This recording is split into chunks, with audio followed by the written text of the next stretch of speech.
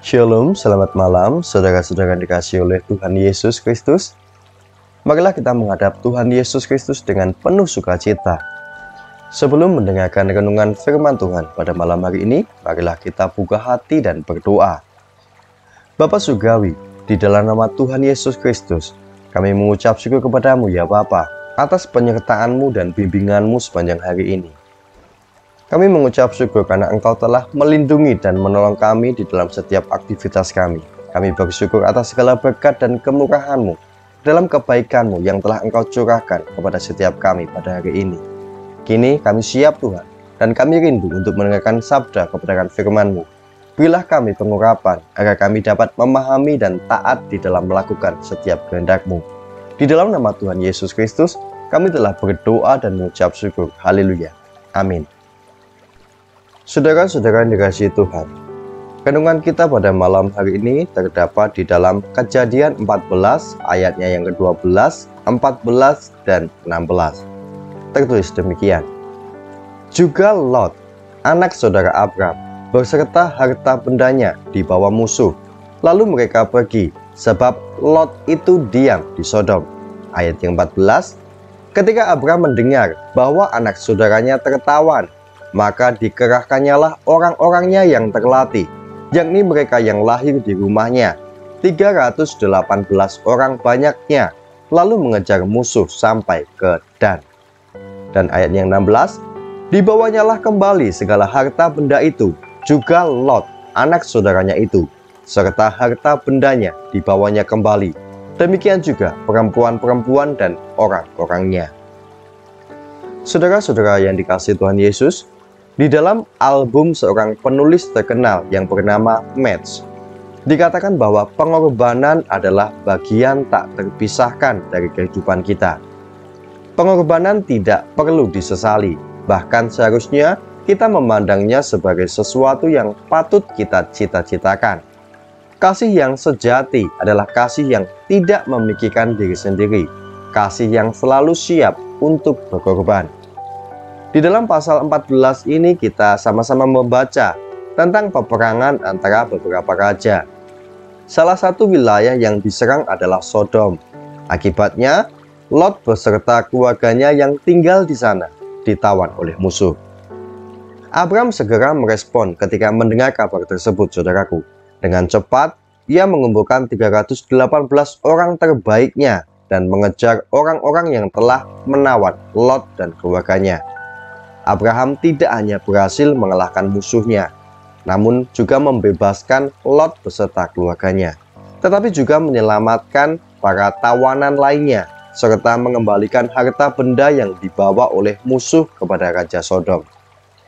Sekalipun meskipun Abraham sudah berusia lebih dari 75 tahun saat itu, ia tetap beraksi dengan tindakan yang penuh kasih terhadap keponakannya, yaitu Lot. Meskipun kebenaran Lot pernah menimbulkan perselisihan antara para gembalanya, Abraham tidak melihat Lot sebagai beban ataupun musuh. Di dalam mengejar para penawan Lot, Abraham menyadari ada risiko yang dihadapinya.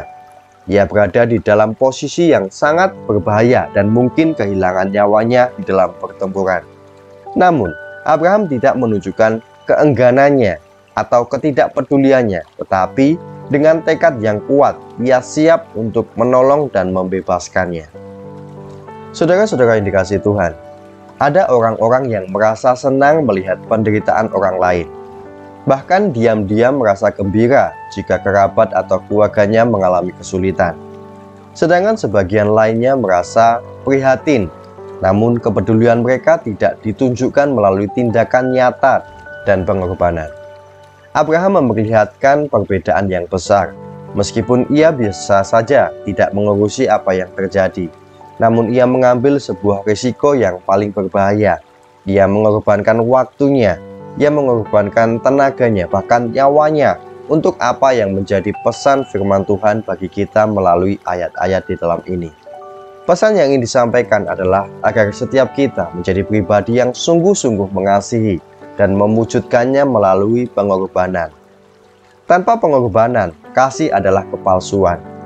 Tuhan menginginkan setiap saudara dan saya untuk saling mengasihi dan melayani sesama, bahkan berkorban bagi setiap mereka. Salah satu contoh pengorbanan adalah memberi. Kita juga dapat berkorban di dalam bentuk waktu, tenaga, harta, atau hal-hal lainnya bagi sesama. Kita dapat memulainya dengan keluarga kita sendiri, memberikan perhatian dan kasih kepada orang-orang di sekitar kita. Jadilah pribadi yang peduli, mengasihi, dan rela berkorban. Sebagaimana disebutkan di dalam Matius 22 ayat yang 39, kasihlah sesamamu manusia seperti dirimu sendiri. Marilah kita senantiasa menjadi pribadi yang mengasihi, sebagaimana Tuhan Yesus telah lebih dulu mengasihi dan lebih dulu berkorban bagi kita. Mari kita berdoa. Bapa, di dalam nama Tuhan Yesus Kristus, kami bersyukur atas firman-Mu yang telah kami dengar pada malam hari ini. Firman-Mu telah mengajarkan kepada setiap kami tentang kasih dan pengorbanan. Tolong setiap kami ya Bapa, berilah kami hati yang sungguh-sungguh mengasihi dan mewujudkan kasih di dalam tindakan nyata di dalam sebuah pengorbanan. Terkadang kasih hanya menjadi wacana di dalam hidup kami, bukan suatu praktek yang nyata. Namun Bapa, kami mengucap syukur karena firman-Mu yang telah kembali meneguhkan dan mengingatkan setiap kami. Kami mau berkomitmen untuk menyatakan kasih itu melalui sikap pengorbanan bagi sesama. Tolong setiap kami ya Bapa, mampukan dan kuatkan kami untuk hidup sesuai dengan kehendak-Mu. Berkatilah kami ya Tuhan sepanjang malam hari ini. Kami juga berdoa bagi sahabat-sahabat kami. Lingkupi setiap kami dengan kasih dan kuasa-Mu. Berikanlah kami tidur yang nyenyak dan bangunkan kami esok hari dengan kekuatan yang baru. Berkatilah tubuh kami dengan kesehatan agar kami dapat memuliakan nama-Mu di dalam semua aktivitas kami. Kami juga berdoa bagi setiap mereka yang sedang sakit dan menghadapi pergumulan serta permasalahan. Biarlah Tuhan yang menunjukkan kuasa-Mu dan lakukanlah mujizat-Mu atas kehidupan mereka. Terima kasih ya Bapa. Ampuni setiap kami atas dosa-dosa dan kesalahan kami, sebagaimana kami juga mengampuni orang yang telah bersalah kepada setiap kami. Berkati bangsa kami Indonesia dan semua bangsa di dunia ini dengan kasih dan rahmat-Mu. Segala puji, hormat, dan kemuliaan bagi nama-Mu. Di dalam nama-Mu yang kudus, nama Tuhan Yesus Kristus, kami telah berdoa dan mengucap syukur. Haleluya. Amin. Terimalah berkat Tuhan ini. Kiranya Tuhan memberkati-Mu dan melindungi-Mu, diberkati studi pekerjaan-Mu, diberkati keluarga-Mu, diberkati kesehatan-Mu, diberkati keuangan-Mu, diberkati keluar masuk-Mu, diberkati segala aspek hidup-Mu. Apa yang dikerjakan oleh tangan-Mu, Tuhan buat berhasil. Tuhan menyinari-Mu dengan wajah-Nya. Kasih karunia Tuhan Yesus Kristus dan kasih Allah Bapa di dalam persekutuan Roh Kudus menyertai kita semua dari sekarang sampai selama-lamanya. Tuhan Yesus memberkati.